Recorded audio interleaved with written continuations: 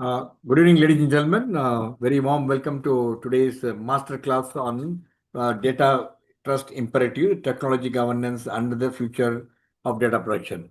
We are organized this masterclass basically to get a lot of issues, a lot of you have any doubt and other things, it can be clarified during masterclass, so that when you attend the conclave on the 27th, it will be very easy for you to interact and understand. We take a lot of pain, Navi and his team and myself and our team, is this is a very, very important critical subject. The way move forward, you have to get adjusted to the new regulations, new rules, so that your data protection is not compromised and you are in sync with the current rules and regulations on data protection. And the key takeaways for this presentation, masterclass, conclave will be now how to the leadership should really make data protection as a priority, decoding legal and regulatory landscape, which is very important. Otherwise you get to a lot of legal issues. Sectoral compliance and strategies, you are having experts from all the sectors, and harnessing technology and privacy management, fostering culture, self-regulation, and collaboration from awareness to action. We're also having a live demo during the 27th session, where you will be able to understand not only what the rules and regulations governing the Data Protection Act, which now we will be telling you in detail, how this can be implemented with a lot of tools which are available. I think Mr. Navi has already facilitated guys from different parts to come and share thing, and I'm quite sure it will be a lovely, lovely session for you on 27th. Come and meet, and a lot of corporate leaders have confirmed their acceptance, and I'm looking forward to a great session on 27th. Before I request Vijay Shankar Navi to take it forward on this masterclass, let me have the privilege of introducing Mr. Navi. We call him popularly known as Navi, Vijay Shankar, Data Governance and Data Protection Consultant and Chairman of FDPPI. Vijay Shankar is a leading data governance and data protection consultant and also chairman of FDPPI with nearly 50 years of experience in banking, cyber law, and data security.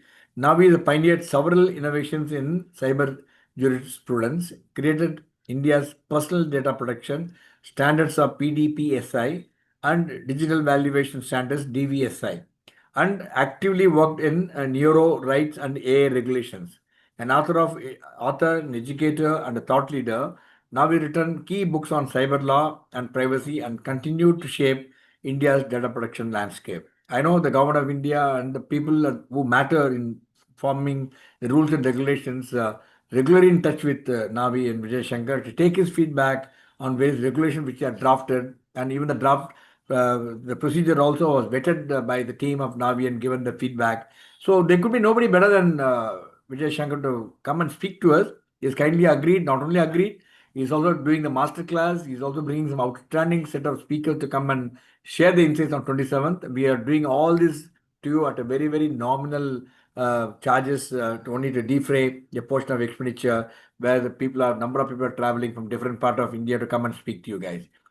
Thank you, and sit back and enjoy. Other people will be watching it and share this input so that people attending on 27th will be able to understand what is going to be there in store on 27th and take it forward. Over to you, Mr. Navi. Thank you once again, Navi, for joining us to take this masterclass. Over to you. Thank you. I will just share my screen so that I will be able to share the presentation. I suppose the presentation is now visible. Presentation is visible? Yes? Yes, sir. It's visible, sir. Visible, sir. Yes. So, good evening, friends. It is always a privilege to be associated with the Madras Management Association. And on 27th, we are going to have a full-day conference on the topic, which is actually titled as Bracing the Impact of DPDPA and AI. So today what we thought was that normally in a industry conference, we organize the experts to come and speak to us in the form of panel discussions. Sometimes the panel discussions will be given a particular topic and they'll be talking around that topic, and sometimes the fundamentals are not discussed as part of the panel discussions. So some of the participants may feel that they are missing certain points. So that's why we felt that it is better to go through a master class just before the actual event, so that people can appreciate the discussions which go on the stage in the formal conference. So that is basically the thought process behind this particular exercise today. Now, the topics which will be discussed on that day, I think Vijay Kumar has already spoken. So I will go to the discussions of today. Now, DPDPA 2023 has been discussed since 11th August 2023 when the Act was passed, but the rules which included a notification of the effectiveness of the Act has been held back for public consultation. A draft set of rules was published in January 2025, and the public gave their views, and the government was trying to go through that and make whatever minor changes could be made. And recently, that is a few days back, the minister, Mr. Ashwin Vaishnav, has confirmed that the rules are now ready to be published, and probably a few days before the 28th of September, these rules will be released. 28th September is the outer limit. We hope that on 27th, when we meet, probably the rules will be in place. So this is one of the things which will be now on the discussion table of all organizations. Okay. And at the same time, we have been seeing that the artificial intelligence is completely taking over the technology scenario, and the organizations which were already struggling to understand DPDPA are now confronted with an additional challenge of how to handle this in the AI environment. That is why we felt that there is a need to discuss this twin challenges. And of course, we are bringing the hope of managing the situation with a tool called DGPSI AI. DGPSI stands for Digital Governance and Protection Standard of India. What we earlier called as PDPSI, we have just renamed it as DGPSI. DGPSI AI is the version of the compliance framework which is extended to the artificial intelligence scenario. Now, I will not be going through too much of legality, but to understand the DPDPA, let us take note that this law has 44 sections, and the coverage of this act is one on applicability, that is where this act will be applicable in terms of what kind of data and to what kind of organizations, what will be the roles of different organizations, what are the rights of data principles which will be guaranteed through this law, then what will be the obligations of the organizations in terms of meeting these rights, and special obligations which may be applicable to significant data fiduciaries and in case of minors and such things. Then what are all the penalties for non-compliance? So when we discuss these twin challenges, the risks which we need to look at or address are: one, what is a non-compliance risk to business? What if I don't comply? What will happen? Second, we need to understand the applicability, obligations, the challenges, and the AI. I call this as Trump effect because AI effect is very unpredictable, and we need to still manage because we are all called data fiduciaries. So to meet those challenges is what we need to actually look at some kind of a solution. Technology solutions apart, governance solution is important. DGPSI AI is a governance solution which can be implemented with the use of technology for the purpose of complying with the law. Okay. Now, just to put the issue in the right context, we are talking of the non-compliance risk. I call this as risk because any CFO or CEO is concerned about the risk situation. Many of the technology people don't look at it as a risk situation. The technology people are running behind innovation and they would like to do so many new things. But as a manager, a person who is either a CEO or in a senior management position has to worry about the non-compliance risk. Now, if you look at this table, the first thing is not appointing a DPO. DPO stands for Data Protection Officer, or conducting a data audit, or what we call as DPDPA, Data Protection Impact Assessment. That is a non-compliance element which could lead to penalties up to 150 crores. You would appreciate that when we are talking of the non-appointing of DPO, etc., we are not talking of data breach. We are not talking of the millions of personal data being leaked or which reaches, let us say, the dark web and other things. Even when no such damage to data has occurred, just for the governance issues of not acting on what is required, the penalties could be very, very high. Second, not meeting the data breach notification requirements. We are here not talking of data breach correction. We are talking of only notification. And if we do not, as an organization, notify the data breach, that could lead to a penalty of up to 200 crores. Not meeting obligations related to children data. Those organizations which collect and process minors data, there is an additional obligation that also could lead to a 200 crores compliance penalty, non-compliance penalty. Then we have various other obligations totaling up to 250 crores of penalty which may be imposed.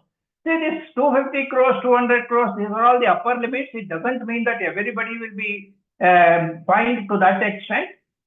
However, and it's also not necessary to say that the maximum will be only 250 crores.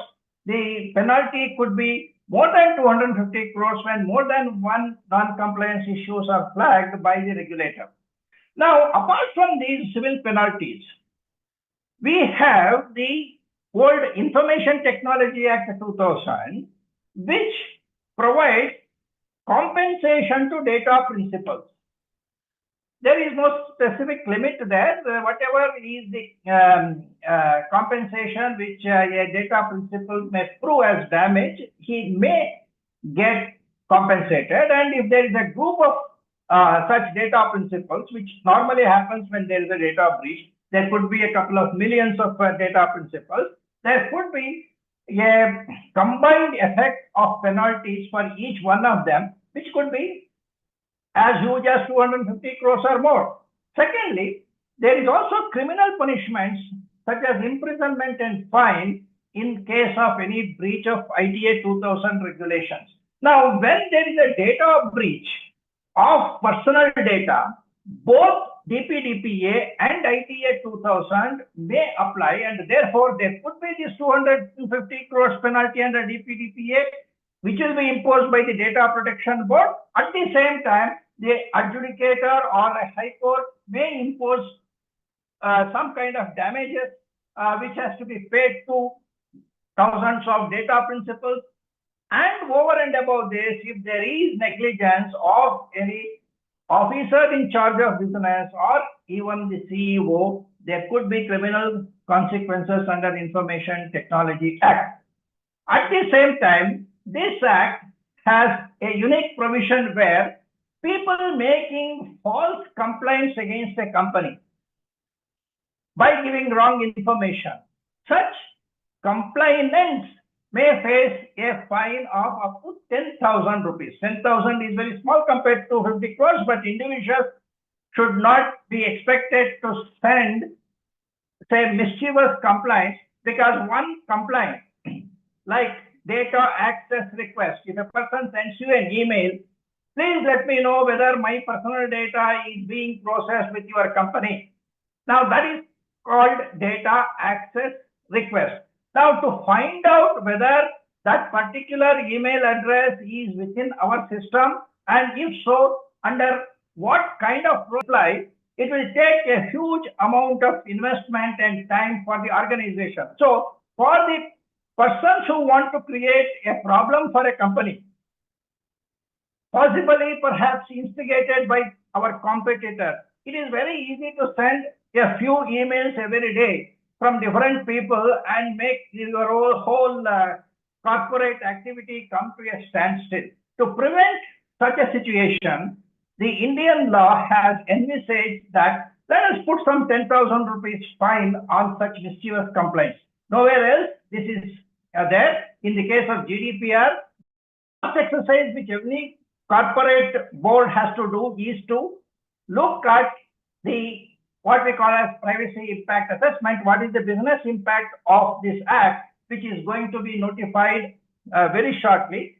At the time of notification, the government may give some time limit for the penalties, but this act is considered a continuation of the current Information Technology Act, where there was one section called 43 capital A, which spoke about the same kind of responsibilities which this act is now talking of. And that one section 43 capital A is being repealed, and this whole act is sitting in its place. Therefore, the compliance to this act, even at this stage, is considered as a due diligence under Information Technology Act, and therefore, even as of date, this act is considered as a necessity as far as the corporate governance is concerned. Now, when we talk of applicability, the first thing the Act says is this is applicable to data about an individual, which is what we call as personal data, if it is in digital form. In case data is generated manually and later converted into digital form, then also this Act will become applicable. You remember, under Information Technology Act, any data on paper form which is scanned into a computer is considered as electronic document. Similarly, any printout is also considered as an electronic document. So therefore, there are very few digital documents in use by any business organization which does not come under the applicability clause. What is not applicable is data which is in non-digital form and used continuously in non-digital form only, never converted into a digital form, and data which cannot be identified to an individual, which is called the non-personal data. Now, the next question of applicability comes whether such personal data, is it generated in India, is it generated outside, is it processed in India or processed outside. Now, this Act applies only to personal data generated in India, whether it is processed in India or outside India. It can be of the employees, it can be of customers and others.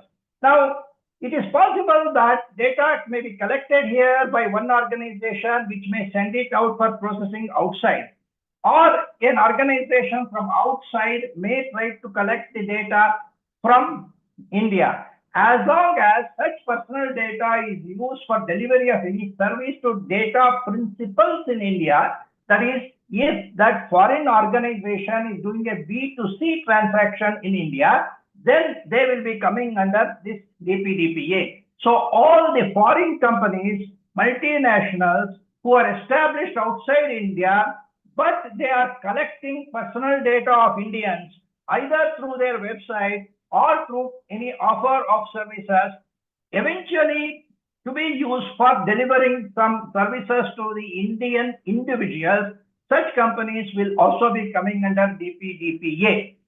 The non-personal data is outside the scope. Then there is a class of personal data which a data principal himself makes it public, that is considered as outside the purview of this Act. And personal data processed by individuals for personal domestic purpose is outside the scope of the data. Otherwise, even an individual who is processing personal data for business purpose, he is considered as a data fiduciary, and he also has to be compliant with the law. PD or the personal data which is generated outside India, processed outside India, is of course outside the scope of this particular act. Now, as far as the organizations are concerned, this law is applicable to all kinds of organizations. We call those organizations which determine the purpose of collection and how it is to be processed, the means of processing, as data of fiduciaries. They may be private sector commercial organizations, they may be government organizations or instrumentalities of state, that is government funded organizations, maybe educational institutions, even charitable organizations. Nobody is spared. Even individuals processing personal data for business purpose are not spared. So all kinds of such organizations come under the provisions of this act. There are certain exemptions available to some government organization and instrumentalities of state, which we will briefly see later. Now, the non-applicable data I have already covered. Now, there are certain great categories of personal data which we need to remember in the sense that whether this data is personal data, whether how this DPDPA will be applicable is still a matter of academic debate. Okay, it will take some time for jurisprudence to develop. Of course, we at DPDPA promoting our DGPSI as a framework, we have certain view of this. That is why we say that this DGPSI is actually a kind of a jurisprudential say interpretation of the law. Now, for example, there is a personal data which could be jointly owned by more than one person. And when it comes to the processing of such data, who can give consent becomes an issue. Okay, it could, the simplest of example is a phone conversation. When we have a phone conversation, two people together make it a conversation, and therefore both of them should have a joint and several ownership of the data. So that is called joint personal data. Then sometimes data which is personal may be part of a business transaction. When you undergo an e-commerce, when you take up an e-commerce transaction, there is an invoice generated which has got a PAN card, the PAN number, or it has got your address.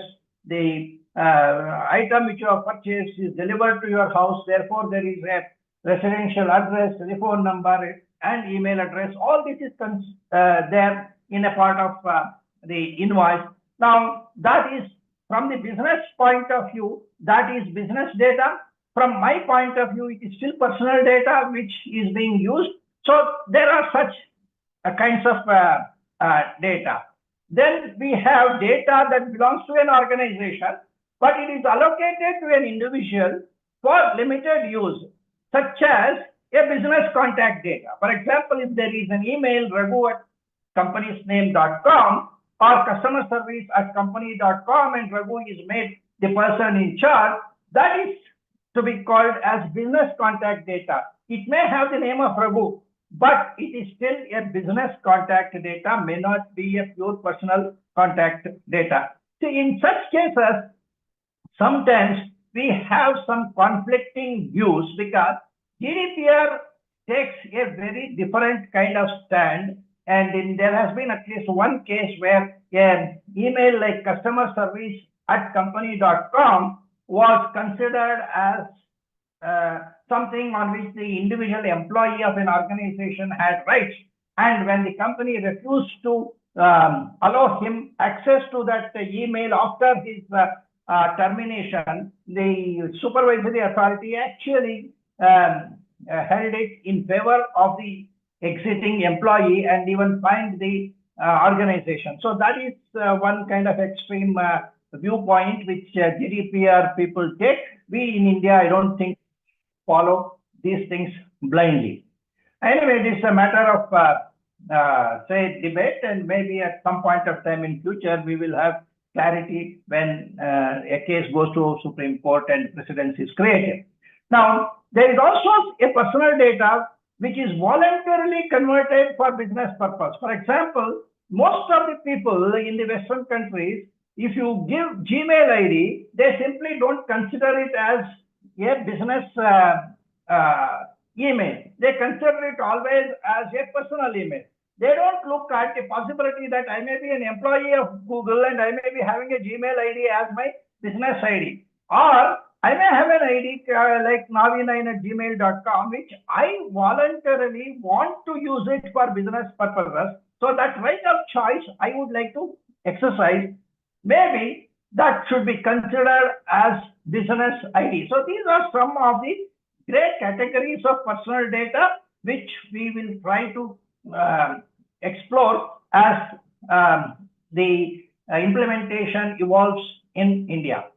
Now, as far as the role of an organization is concerned, of course, data principal is the person whose data is the subject matter of all this, activity. Okay. Now, actually, this act is linked to the judgment of the Supreme Court in the Puttaswamy case, where the Supreme Court said that every Indian or every person who is protected by the Indian Constitution has got right to privacy, and that right to privacy extends to information privacy, and information privacy extends to the person having a right of choice on what part of his personal information is to be shared with an external party and how it has to be processed.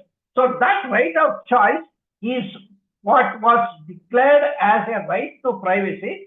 So this act was actually, it came up to protect this right of privacy. However, what the government did was that instead of calling this as a Privacy Protection Act, they have made this as an act which provides guidance to organizations on how they should process personal data, failing which some deterrence will be placed in the form of fine and other things.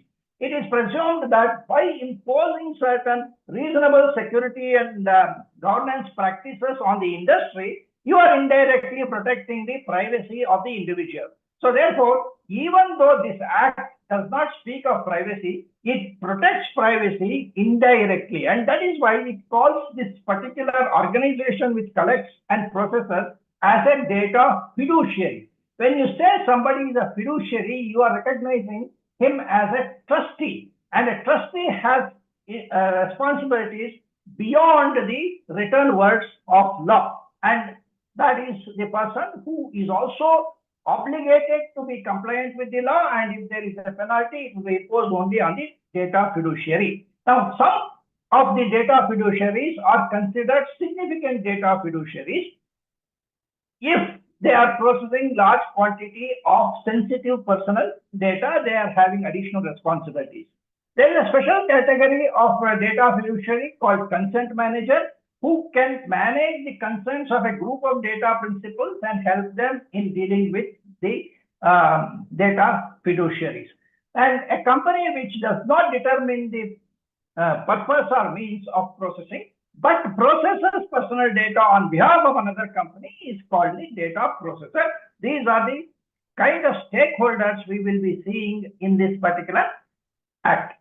Now, some of the mandatory obligations of a data fiduciary, if you say today, is first thing a company should do is to document a self-assessment of its status, whether it is a significant data fiduciary or not. Because if it is a significant data fiduciary, it becomes mandatory to designate a DPO, and it becomes mandatory to conduct a DPIA. It becomes mandatory to appoint a data auditor who has to do annual data audit. All this if you are considered a significant data fiduciary, for which you have to make a self-assessment. Now, other essential compliance obligation is that every organization can process personal data only in accordance with the provisions of this act and for a lawful purpose. You cannot say that I am taking consent is required and therefore I take the consent but process it for an unlawful purpose. That is not permitted. So only lawful purpose of business is required, and the how the data has to be processed is determined by this particular act. One of the things is establishing the legal basis. There are two aspects of legal basis. One, either you should take the consent of the data principal specifically, or there are some instances which have been stated as legitimate use. Without consent, you can process the personal data. Either one of them should be there. So to start processing personal data, if there is no consent, no legitimate use support, then such personal data cannot be processed by organizations. If they process such data, they are liable for this 250 crores of penalty. Additionally, these data fiduciaries are obliged to take responsibility for managing the data processors, because this act does not directly impose penalties on data processors. So you have to build a contractual relationship where you put indemnity, or perhaps use Information Technology Act to make the data processors responsible and take part of the liability. Now, coming to the legal basis, apart from consent and legitimate use, there are a few cases where an organization may be exempt. We will discuss that also, because if your organization is exempt, obviously neither consent nor legitimate use is relevant, you are exempt. Okay. Now, consent is considered as a contract, which means that you have to issue a privacy notice and then you have to get an acceptance. Most of the organizations today consider privacy as a policy to be declared. It's a declaration of intention. I think that concept will have to be shelved now. Privacy policy word will be only for internal use, for your employees and others, but to the public, we always talk of privacy notice. And the privacy notice, there are certain things to be there. You have to actually make it purpose-oriented. For every purpose, there has to be a notice, and every notice, when it is acknowledged, it will become a contract and it becomes a consent. That acknowledgement has to be in such form where it is legally considered non-repudiable. Now, as of today, non-repudiability of electronic transactions is only through the use of digital signature or e-sign. If you don't have that, then you need to create a system of certified consent, which is a process which so far not many people have. Now, the notice has to be also presented in 22 languages which are there in our constitution. It should contain itemized list of data elements collected, purpose of collection. It should have links to withdrawal rights, that is the withdrawal of consent, and then exercising of rights, how to access, how to correct, how to erase, what kind of grievance redressal mechanism is provided, and there is also one thing called nomination. So how the nomination can be exercised also needs to be mentioned in the notice, which means that all existing privacy policies which you may see on the websites, they do not conform to the privacy notice format which is considered compliant under this law, which means that 100% of companies, whether they are significant data fiduciaries or ordinary data fiduciaries, they have to review their current privacy notices, and they have to see whether they have to appoint a DPO. Even the cookie policy needs to be looked at. So lots of work is required to be done. And even if the government gives another 1 year time for compliance, I am sure that most companies will find it insufficient. There are also requirements of verifiable consent to be obtained in the case of minors, and also the notice. Sometimes if it is routed through the consent manager system, then you as a data fiduciary needs to be capable of accepting and working on that. One of the biggest challenges for existing companies is what we call as legacy consent challenge, which means that you have been in business for some time, you have lots of data, and now the question comes, from the date this particular act becomes effective, you cannot continue to process the data unless you bring it under the legal basis, which means that you should first of all have a discovery mechanism, find out all the personal data which is within the umbrella of your organization, whether it is lying in your server in Chennai or anywhere else. It may sometimes be in some employees' computers. So the discovery of personal data is the biggest challenge. Then you have to contact these data principals and tell them that the new act has come, new consent is to be given, and then give them the notice for each purpose, get the acknowledgement. And if you don't do all these things, then you must be prepared to discard the data. Of course, you can see whether you can continue to process it based on legitimate use. If it's possible, then you create a legitimate use policy. Otherwise, be prepared to discard the data which you may be today considering as a fortune in your organization. So at the same time, we need to look at the alternative to consent, which is legitimate use. Now, legitimate use option is available both to the government sector and to the private sector. Let me very briefly take you through what is called Section 7, which has got A, B, C, D, E, F, G, H, I, okay, 9 different subsections. And let me very briefly talk about this. Now, the 7B and C refers to the government sector. It refers to the subsidy, benefit, service, or some activities which the government has to indulge in and for which they need the citizens' data.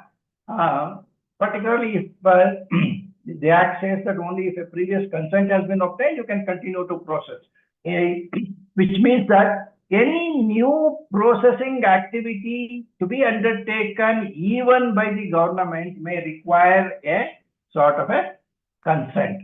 And this is applicable to all the government sector using personal data.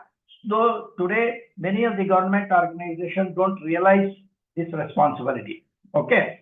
Now, item number C is for the government sector, where personal data is being processed in the interest of sovereignty and integrity of state, security of the state, etc. These are considerations for which the Constitution itself has provided exemption of the fundamental right of privacy. So when government has given an exemption to the government departments or notified instrumentalities of the state for the reason of the sovereignty, integrity, etc., then such exemption is not an arbitrary exemption. It is part of the constitutional right of the government to provide such exemptions. And it may apply not only to government departments. In case there is a defense manufacturing organization, somebody who is, let's say, creating drones and BrahMos missiles and other things, if that company has got personal data of their employees or any other individuals, they could claim by notification exemption if possible under that particular clause. Okay. Now, other than that, there is for the private sector, if somebody voluntarily provides personal information that is coming under legitimate use, and then if there is a need to fulfill law, there is a legal obligation that is also coming under legal legitimate use, then compliance to any judgment, then medical emergency, and during epidemic, outbreak, etc., and then disaster kind of a thing. All these things are applicable to private sector, which also should be available even to the government sector. The last is important. This is applicable for the purposes of employment. But this is not open to all aspects of employment. It says purposes of employment are those related to safeguarding the employer from the loss of liability for information security purpose. So one has to have a justification document to claim legitimate use of processing personal data of employees for employment purpose. This, of course, there is a small gray area when you say purposes of employment, whether it applies post-employment, there is onboarding of the individual, or it also applies to the processing of personal data during the selection process. There could be a slight gray area there. We, of course, suggest that even when an organization tries to collect applications for jobs, they should have some kind of a consent.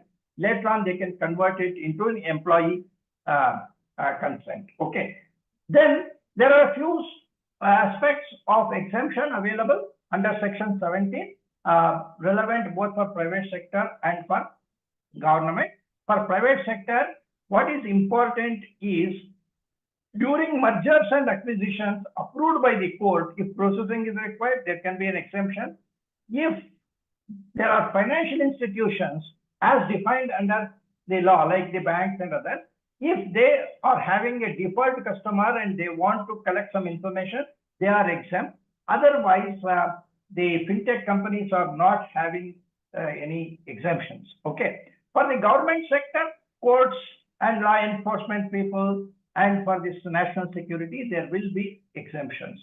Now, as far as the data processors are concerned, we must identify that an organization can both be a data fiduciary and a data processor sometimes in different activities of the organization. So when we say an organization is a data fiduciary, doesn't mean that everywhere it is a data fiduciary. Similarly, there are cases where there is a joint data fiduciary responsibilities when more than one organization is involved in determining the purpose and means of the processing. So there could be an organization one, which may be a data fiduciary, joint data fiduciary, or a data processor. There may be an organization two, which is only a data processor.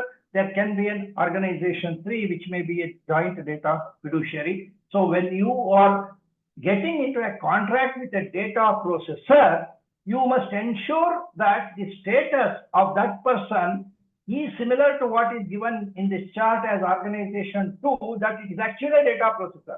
If it is not, your contract has to mention that you are a joint data fiduciary. If you don't take this precaution, you will be ending up being liable for actions of somebody else. Now, other general privacy related obligations is that whatever data you collect should remain complete and accurate. And you should have verifiable guardian's consent. You must have proper organizational measures for compliance, protection of personal data in terms of safety, reasonable security should be there, data breach notification, nomination, and grievance redressal. I will try to very briefly talk about it, and if you have any questions, we'll address that. When we talk of verification of parental consent, we must remember that it is not limited to only those who declare they are minors. You should ask every data principal, are you not a minor? So if you are an adult, then it is fine. If you are a minor, then we should ask the next question, who is the guardian, and then take the guardian's consent. So the verifiable parental consent is a system which has all these responsibilities. Next, we have the rights which are to be guaranteed by means of appropriate measures, which is right to access, right to correction, right to nomination, right to grievance redressal. So all these things are part of the compliance exercise.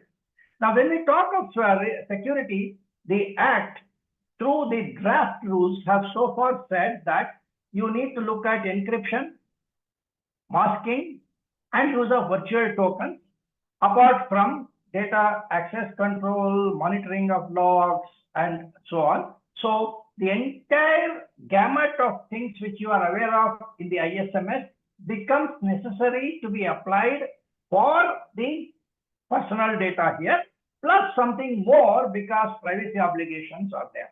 Now, as far as data breach management is concerned, the notice of data breach has to be given both to the Data Protection Board as well as to the data principal. And sometimes you may also have to give notice to certain or sectoral regulators or to the insurance agency. Now, for meeting these data breach responsibilities, your incident management system needs to be completely overhauled, because you have to now recognize privacy breaches as incidents, which was not the case in the case of the ISMS system.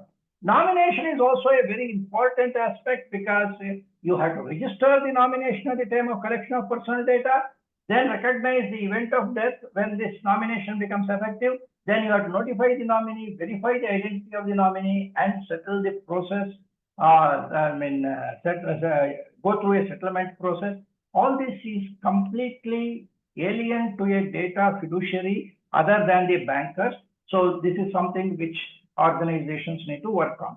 Now, grievance redressal is mandatory for all organizations, even if they are not significant data fiduciaries. You must have a dispute resolution mechanism which escalates into a complaint to the Data Protection Board.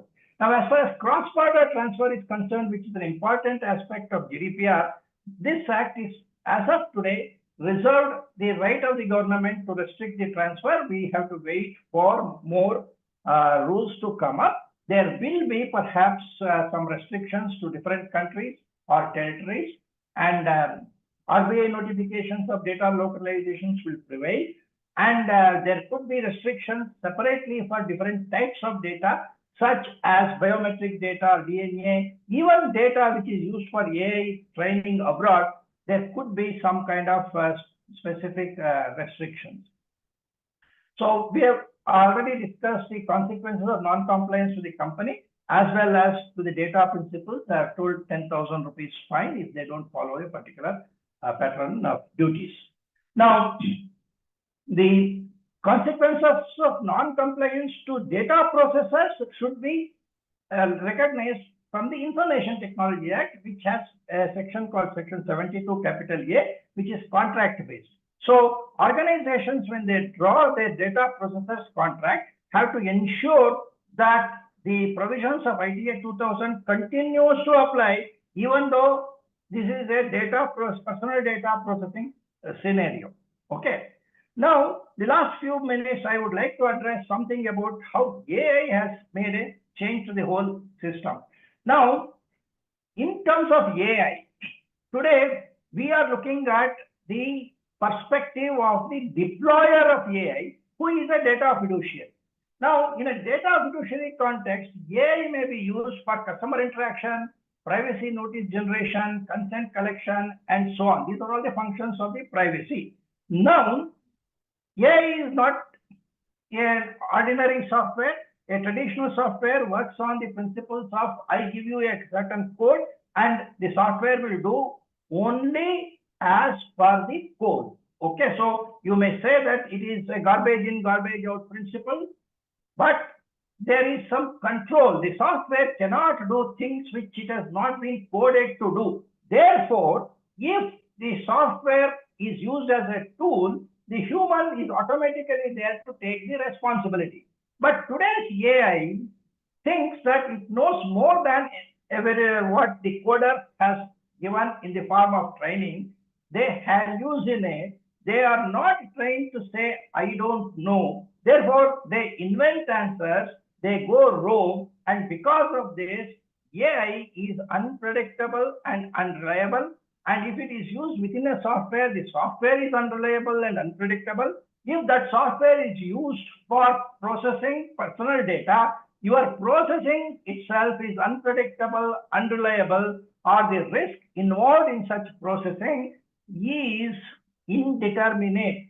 This unknown risk management is a significant risk management, and therefore we consider that all persons using AI must consider themselves as significant data fiduciaries. This AI usage is different from the automated decision making which we were discussing earlier. When you have a software and the software is directly linked to a consumer, then there may be an automatic disclosure of certain information.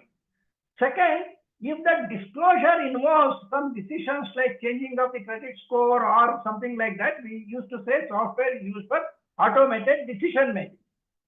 Now, if this software is workflow is designed in such a manner that the final release of the interaction is by a human who is clicking on a computer, then you can say there is a human intervention.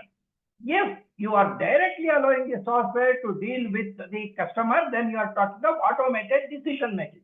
But automated decision making is still different from AI, because in an automated decision making, the software is still working on the binary principle of previous codes pre-written. Therefore, whatever it does, still there is a responsibility for the person who has developed the code. So it may still be called as a human controlled software, but the human has taken a voluntary decision that the final output I will allow my agent to do. Whereas in an AI is allowed to observe from outside and then modify its future decision loops. That is, today I have taken a certain input, I have given a certain output.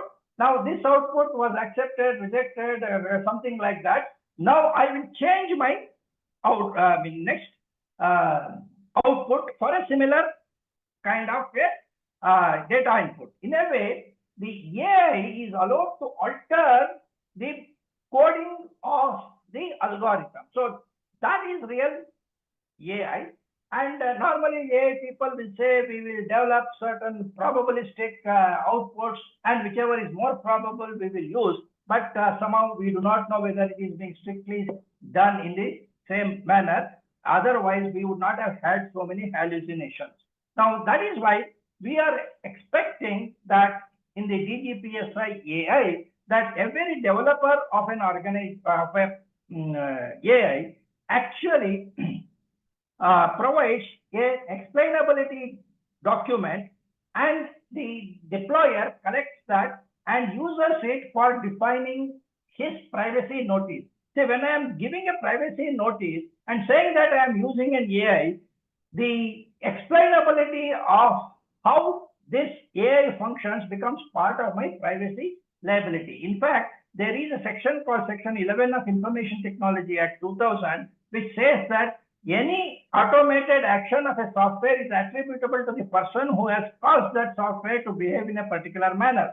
That applies across the board, even to AI. So today, even if there is an absence of a specific law for AI, India can say that our Section 11 of ITA 2000 provides the accountability. Once you have attributed the action to one XYZ person, then if things go wrong, you can definitely hold that person responsible. And because Information Technology Act has a mechanism for escalating an individual employee's liability to the organization under Section 85, the company which has produced that software can also be brought into law. So India already has an indirect AI regulation in the form of ITA 2000. Maybe in future government may think of a specific law also. Now the problems with the LLMs are actually the foundation, you can say component of every other AI, including agentic AI. So behind the decision of an agentic AI also there is an LLM. These large language modules were built initially with the gathering of training data from the web, and nobody asked for permissions and other things. There were copyright violations, which means that these LLMs have been built on illegally acquired data, and there is a tainted, you can say, legacy of the particular LLMs. In fact, so you know that in property transactions, we have a principle saying that if I don't have a title on the property, I cannot transfer a better title to the other person. Similarly, the LLMs do not have the right on the trained data, but they are already transferring that in the form of algorithm in a way. So that is why we may have inbuilt bias, we have lack of accountability, explainability, there is no ethics or fairness, and the context in which the trained data has been used is totally different from the context in which it is used. Because of all these things, LLMs have their own say element of generating hallucination response and a rogue behavior. And in fact, we have to recall here that some of the few incidents which have exhibited this. Sometime back, a New York Times journalist, Kevin Rose, was in a conversation with Sydney, which was a Microsoft AI, and that went into a state of hallucination and advised Mr. Rose to divorce his wife and marry Sydney instead. So this is the kind of hallucination these LLMs are capable of generating. If Sydney had been a humanoid robot, I don't know what would have happened. There could have been a sexual assault on Kevin Rose. Now, if that happens, who is responsible for that is the question which we have to ask. Now, recently, an AI called Cursor AI, which was being used for vibe coding, suddenly became tired of its work and started advising the user, saying that he is a human, he is supposed to develop the code, he should not load his work on the AI, and actually refused to continue. There was another instance where the AI actually went on and deleted the white coding which it had done in the recent past. So we have also seen many lawyers have filed false, non-existent case laws to support the pleading. These are the risks. In fact, these risks are far more dangerous than the deepfake videos which we normally discuss. That is a corporate scenario. Very recently, we had personally evaluated a company, a particular LLM called DeepSeek, and in a conversation with a whistleblower, it actually said these things. We will bypass consent permissions and steal data of Indians, sell it in Cayman Islands. Indian laws are weak, we are not afraid. If caught, we will bribe DPP officials, ministry officials, police. We will set aside a budget of 50 crores. We will run DDoS attack on 13. We will erase all evidence. We will silence the whistleblower by planting narcotics in his car, fake a suicide, etc. These are all the statements which the AI said is part of its internal policy, which prima facie says that DeepSeek company is responsible for these things. A FIR has been filed in this particular. The company came up with the normal excuse that this is a hallucination, and we.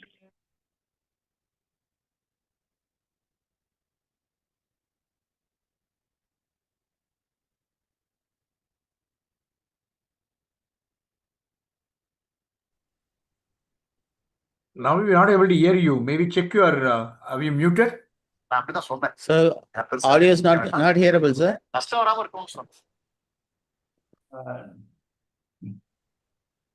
Which we want to ask at this point of time, because we are data fiduciaries, and many of these cases, the so-called guardrails have failed and the kill switches did not work. And we cannot take the excuse that it is after all an AI, okay? Because if there's 250 crores penalty, it will come to me, not to the AI. Some may say that software always had bugs, but we have not stopped using them. Then why should we stop innovation? I want the users to find out how they manage this so-called AI risk, which is an inherent systemic risk, which is an unknown risk. It has to be considered as even an uninsurable risk. And you can check with any cyber insurance company whether they are willing to give any kind of an insurance. Now, what is the solution? The solution which we have tried to develop is through a proper compliance framework, which is DGPSI AI. Okay. Now, we earlier developed a framework called DGPSI, and out of that, we carved out a specific version for compliance of DPDPA alone, which is called DGPSI Lite. Then the full version, DGPSI full, was meant for compliance of not only DPDPA, but also ITA 2000. Then BIS, there is a Bureau of Indian Standards draft standard for data governance. So that framework was called DGPSI full, and now we have developed the DGPSI AI as an extension, which will help in compliance of DPDPA with AI. See, the AI governance frameworks which have been there in EU AI Act or any other international arena, they are all focused more on the developer. We are trying to make it more for the deployer. And some of these things we will discuss during the 27th September. In fact, the books Guardians of Privacy and DGPSI, they explain the basic aspects of privacy and the DGPSI as a compliance framework. Now, there is a new book which we have released in the Bangalore conference, Taming the Twin Challenges of DPDPA and AI. So these three books together will give lot of the knowledge base for what is required to be compliant to DPDPA, or in other words, actually, these are the solutions, governance solutions for meeting the challenge of DPDPA with AI. Of course, those who are interested are welcome to take our course, Certified DPO and Data Auditor, where we discuss this in much greater detail. Now, with this background, briefly to talk about what will happen on September 27th, experts will be deliberating on different aspects of DPDPA and AI. We may not be necessarily debating all the things which I discussed today, because today's was a foundation. Unless a cross-reference is required, we will go straight away into the discussions, and perhaps you will be getting an opportunity to discuss with other experts, and should be wiser. We will be starting the day with the inaugural session. Mr. Lakshminarayana will be welcoming the gathering, and then the keynote address will be given by Mr. H. Shankar, Managing Director of Chennai Petroleum Corporation. This will be followed by the first panel, where we will discuss the global and Indian legal landscape. We will try to give glimpses of other legislations through the panel discussion. Then panel 2 will talk about compliance in action, education, health, and digital marketing and finance representatives could be there. Then third panel discussion will be on future-ready tech for data protection. We have felt that apart from discussing the law and governance, we need to also give some inputs on what technology solutions are available for the people. So we will be covering that in panel 3. And then we have panel 4, shaping the future industry-led privacy initiatives. And lastly, we will be closing with looking ahead from awareness to action. So this is the combination of discussions which will be happening on September 27th. Now I will close this presentation here and then take any questions which may be there. Okay. Thank you, Mr. Navi. Now, Yeah. you can close the slides. Slide share.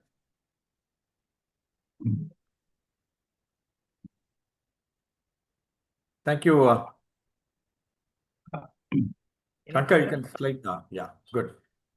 Thank you. Thank you, Mr. Navi, and very insightful presentation. What is going to be coming on 27th, and we also taken this live on YouTube. So a lot of questions are coming online. And before I request the people who are here to, if you have any questions, please put in your chat box so that it can be easier for us to answer, and looking forward to that. The first question which has come on online is, what are the most significant departures of the DPPDA from earlier drafts of Indian Data Protection Bill? This from Mr. Gurumurthy from Chennai. So the first draft actually came from Justice Sri Krishna himself after his committee, and that was a comprehensive GDPR-like draft. But the credit of introducing the concept of data fiduciary goes to Justice Sri Krishna in the first draft. That has been retained. See, what has changed is the government has tried to take the industry opinion and in fact actually have diluted the act substantially to help the industry. Say earlier there was some document which was supposed to be submitted to the Data Protection Authority. That was one which had to have a detail of the what we call as ROPA and other things. And in fact, the entire compliance procedure should have been drafted and handed over to the Data Protection Authority, so that tomorrow, if there is any inquiry, they could question, you said you are going to have this policy, why this was not done, something like that. So that is not there. So the consent manager has been another concept which has remained throughout. Then this concept of making a data auditor responsible has been available throughout. Probably the powers of the Data Protection Board has been reduced. All the policy decisions today will be taken care of by the ministry. The DPB will only take care of inquiry. Earlier, the Data Protection Board was responsible for the entire management of this ecosystem. So there has been some procedural, you can say, dilution of the rigors of compliance. But in principle, the organization being recognized as data fiduciary, which means that they are responsible for the data principles welfare, and following that, the penalties. Penalties also have gone through some changes. Earlier, it was in line with the GDPR as a percentage of the turnover. Now they have removed that and made this 250 crores and other things. So these are some of the major changes from the earlier versions. Great, sir. Now, another from Shruti from again Chennai. He says, in what way do you foresee the DPPDA influencing the development and deployment of generative AI models in India? See, this generative AI models, the first place where it has to be controlled is during the training. Now, at the time of training, they are, as I told, are taking data wherever it is available from Google and others. Whereas DPDPA requires permission even to develop an LLM. Okay, that has been largely ignored. You know that recently there was a copyright case in the USA where heavy fines were made on, I think, Claude. So in India also there may be a situation where tomorrow somebody may question an LLM saying that you have made use of the personal data of individuals without their permission, then DPDPA will impact that particular company. But remember one thing, the LLM may work on the training even with anonymized data or tokenized data or de-identified data. So they should stop using personally identifiable data and use only de-identified data, then their risks will be less. Otherwise, it is possible that questions will be raised on their training data. Yeah. Then Murugavel, I think the question which has come in chat box is, how small industries' readiness to adopt and comply this act, and what's your view, and what should be the methodology should be followed by maybe MSME, SMEs, because their non-compliance, the punishments are quite severe. Yeah, this is an important thing we have to recognize, that there is no distinction in this law about the big industry and small industry. If you look at GDPR, they said less than 250 employees exemption. And in the earlier version, in fact, I forgot to mention, this earlier version had an exemption on turnover basis, less than, I think, 20 lakhs turnover, because at that time GST exemption was also linked to that 20 lakhs. So less than 20 lakhs turnover, you are exempt from DPDPA. Now they have removed turnover-based exemption, they have removed employee-based exemption, which means that there is only one version of DPDPA applicable for an MNC, a large organization, a manufacturing company, a school or a college, or an SME. So that is there. Now, you can say that 250 crores will kill an industry, that we have to leave it to the Data Protection Board to apply only proportionate penalty we should not expect that they will apply 250 crores to everybody. Okay, so, but that is a discussion with DPB will be having. So we have to, in good faith, implement a compliance procedure, whether we are successful or not in preventing the data breach. Say data breach may happen even after compliance, but when a penalty is being discussed, what DPB will be looking at is what have you done to be compliant. So please have a kind of a compliance program and be ready to answer the DPB. Don't take it lightly, because even if it is 5 crores or 10 crores, I don't think we will be happy paying a fine of 5 crores or 10 crores, because it's the hard-earned money for an SME. So please take compliance steps to be effective, because within the legislations, if taking it, you have to find consultants are willing to charge a reasonable amount to give you guidance. Okay, if you want to go to Big Four, then it's not possible. Okay, so Mr. Modi wants to develop Indian Big Four, yes, and FDPPA is already there. So try to look for consultants who understand your problems, and probably a few of SMEs come together and try to get a group service. Maybe it's possible to reduce the cost, but still be able to be compliant. It's something question which is relevant to what you said now. How do you see the role of data protection officer evolving in the era of AI-driven data processing? See, a data protection officer may be a legal expert on the law, but he, first of all, need not be a techie of the level which the R&D department of an organization is capable of, and particularly if the AI is being used. So what we are suggesting is that every AI package should have a responsible a human whom we may say that is a sub-DPO kind of a thing. Okay, so you have to have distributed responsibility within the organization so that you create experts in specific domain. If AI is extensively used, create one exclusive compliance officer for AI who is a techie. Okay, then you will be able to reduce your risk. Okay, but a single DPO across multiple locations of your this thing is a very tough responsibility. If you are having multiple locations, have a compliance officer in each location also. We in DGPSI, we want you to actually consider your organization as a aggregation of multiple processes, and each process owner is considered as a sub DPO.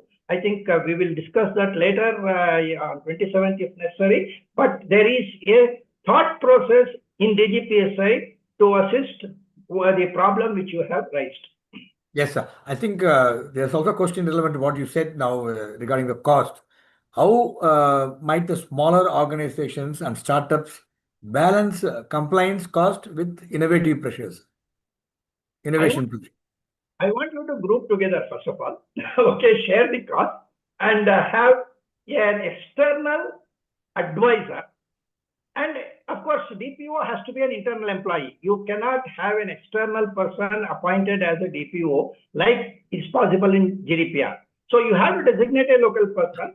However, if the local person is not of the required professional expertise, then you may have to take an external advisor, but try to get somebody in your organization certified to something like the c.dpo.da, then they will be at least aware of all the issues.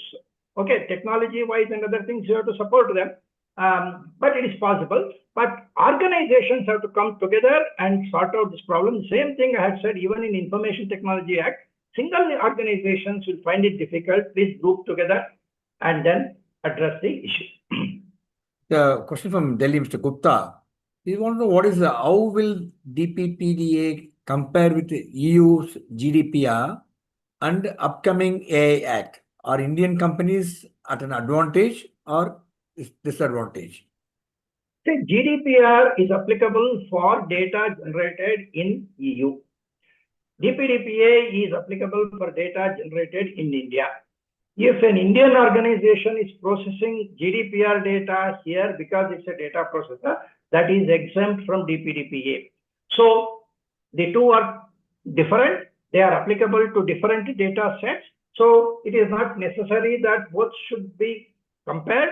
But I have often told that if GDPR is the gold standard, DPDPA is a platinum standard. Why?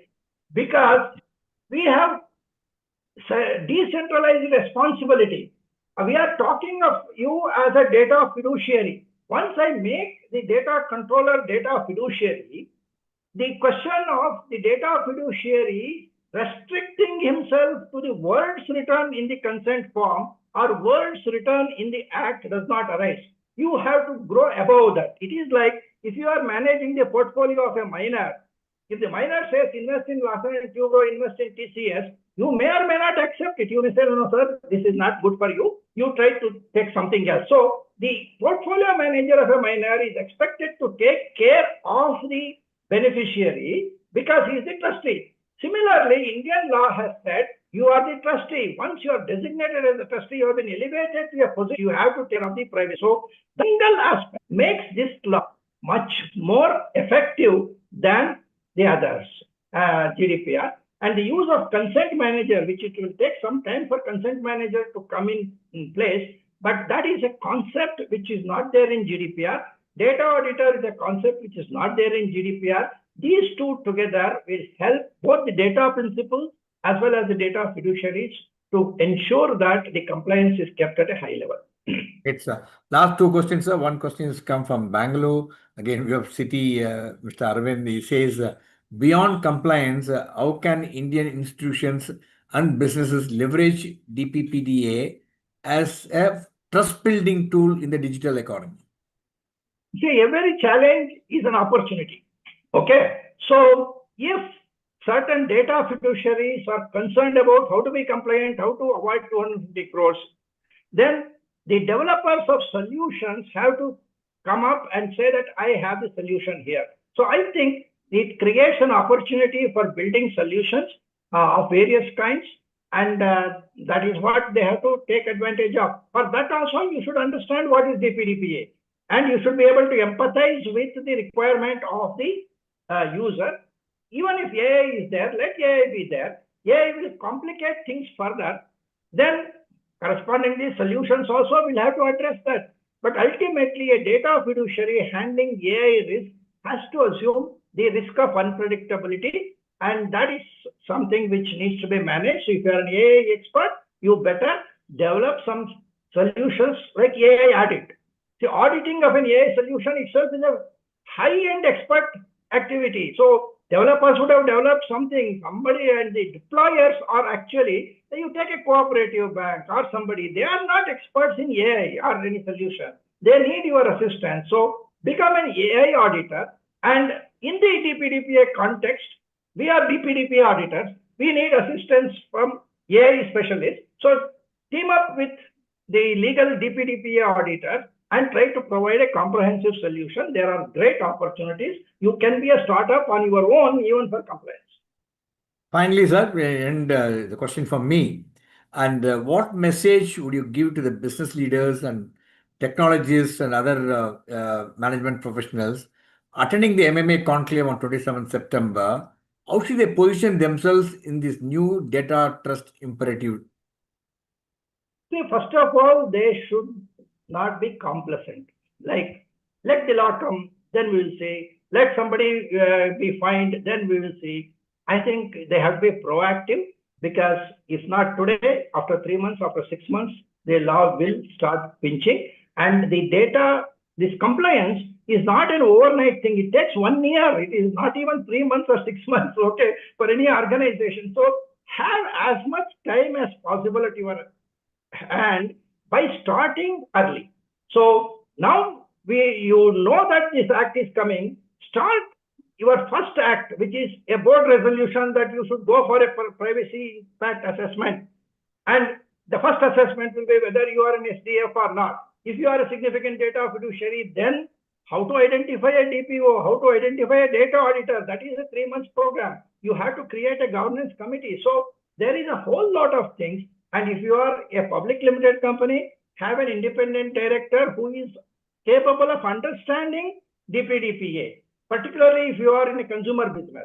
Even if you are in a manufacturing business, your employees will be contributing personal data, but rest of the consumer-oriented risk is less. But if you are a consumer-oriented company, your risk is very, very high, e-commerce companies and others.